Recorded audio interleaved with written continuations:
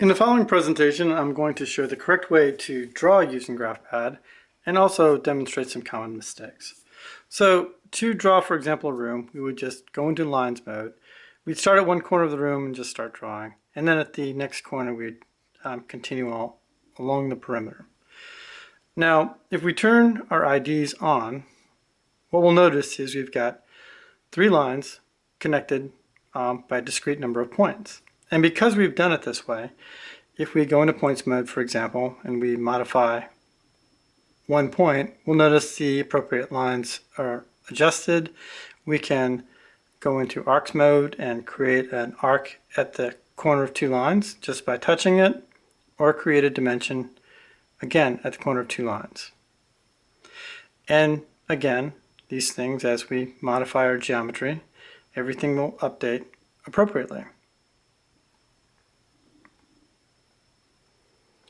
Now, one common mistake is to have two lines which happen to look like they're connected, but in fact aren't. So say, for example, we move these two lines on top of each other. In fact, I'll use the selection area so that they snap into alignment.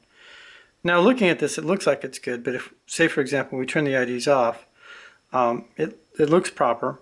But if we try and create an arc, touching the corner doesn't do anything. Similarly, if we try and create an angle dimension, nothing will happen. But if we go into the settings and turn the IDs on, it then becomes obvious that something's happening, that there's a duplicate point. And simply by going into points mode and touching that point, it will automatically consolidate the points and reconnect the lines.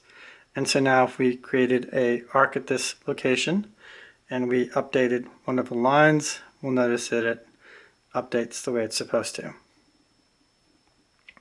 Now, I'm doing this because a user came to me and he actually had a problem with one of his drawings, and we'll open that up. I've loaded it in here. Sorry, let's do that again. There we go. And so here we have his drawing, and looking at it, it looks like everything's fine. But simply by going in and turning the IDs on, we'll actually see that the geometry isn't exactly what it appears. So we've got a lot of small lines in this area. So there's one line that connects these two walls. There's obviously multiple lines there because we can see multiple IDs. And simply by double tapping, we can eliminate one of the lines, and now it's freshened up a little bit.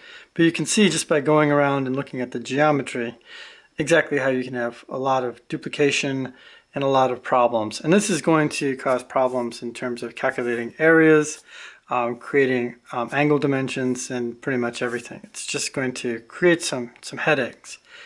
And so this is kind of a working example of not only how you create the geometry correctly, but also what it would look like if you didn't, and then some of the ramifications of that. And that's my presentation. Thank you very much.